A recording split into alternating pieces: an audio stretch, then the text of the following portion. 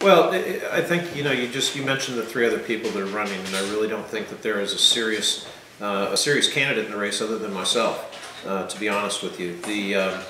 The RPOF members have come to me and have stressed a lot of concerns that they have about the leadership style that we have in charge in the RPOF, and we've had over the past decade. They're looking for leadership. They're looking for someone that will return a voice back to the state committee, back to the RECs, and back to the elected or the registered Republicans within the state. I've proven that I can do that. I've been the consistent member in this race that has, over the past 6 years, stood for the party. I have at great personal risk. It takes a lot of political capital to stand up and say that a governor is moving too far to the left, as we did with Charlie Crist when I ran against his hand-picked chairman candidate, Jim Greer.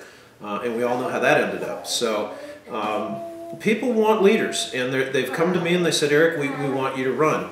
I am running, and we have great support within the committee, and I'm running to bring some responsible reform back to the party, which is desperately needed right now. Now, you mentioned you ran against Jim Greer. Take us back to that, because that was a pretty contentious race. Yeah, those times were not good times. I actually, as an REC member, ran for the state committeeman's position because of the message that was coming out of senior leadership in the RPOF through Jim Greer, the stories that were being told about financial mismanagement and lack of adherence to rules, and the move to the left that Charlie was trying to take the party.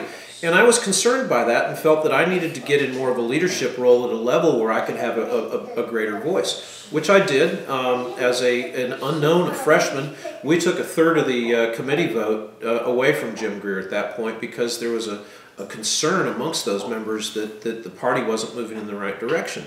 And we're starting to see, look, we need to leave Jim behind us, but we have to also be very, very careful and learn from those things that happened to us in the past with Jim Greer. And we're starting to see a return back to the rules being used in a punitive way and ignored when they aren't convenient for leadership. And that's not the way a party's supposed to be run.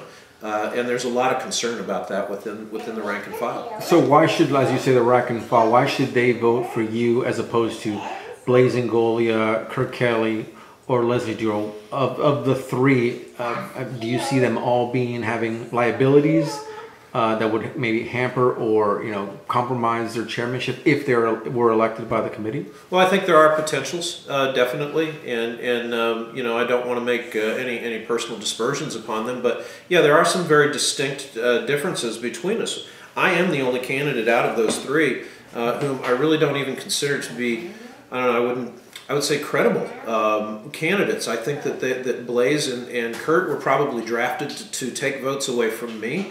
Running against Leslie. I was the first candidate to announce in this election cycle, even prior to Leslie's announcement. Kurt and Blaise came along after the fact.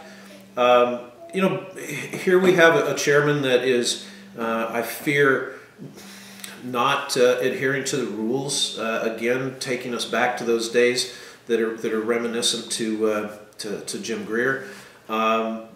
Kurt runs a full-time foundation. At a state level, he has a full-time job that he has to adhere to give time to. It's going to be tough to give full time to the RPOF and that job at the same time. Former state legislator, he has ties back to the House.